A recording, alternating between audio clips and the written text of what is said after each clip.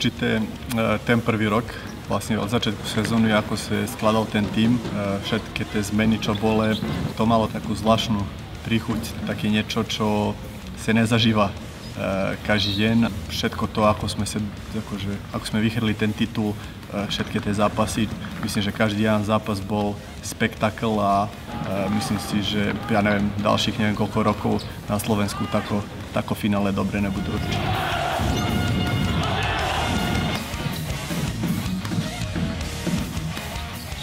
Odchádza sa určite ťažšie, bolo by lepšie, keby som odišiel minulý rok po tom titule, ale ja sa tu určite vrátim, chcem určite zahrať pár rokov vonku, ale určite sa vrátim, že ešte nejaký ten titul v Interi dosiahnem.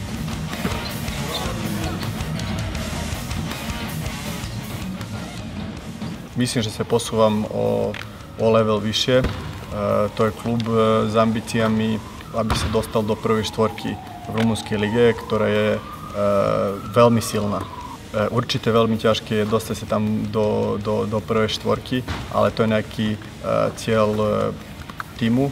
Bude závisieť od veľa vecí, od toho, či trafili všetkých hráčov a verím tomu, že áno.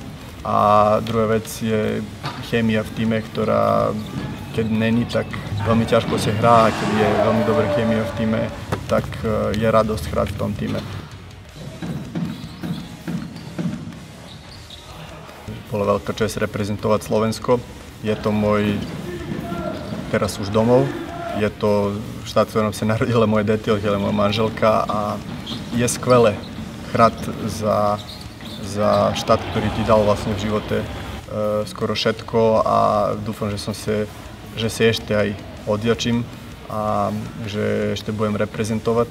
Je to, myslím, vrchol kariéry každého športovca hrať za reprezentáciu a myslím, že vždycky každý by mal prísť reprezentovať svoju krajinu a to je čest proste a som rád, že som hral za Slovensko. Tak ja som vyrastal v Srbsku. U nás sa žije športom a zvlášť basketbalom. Môj idol je Saša Đorđević, terajší selektor a bývalý hráč, podľa mňa najlepší rozohrávač európskych všetkých čas. A on bol môj vzor celý život. On dával také dôležité koše vždycky na konci a jednoducho, ja neviem, proste ja nemyslím na nič v tých chvíľach.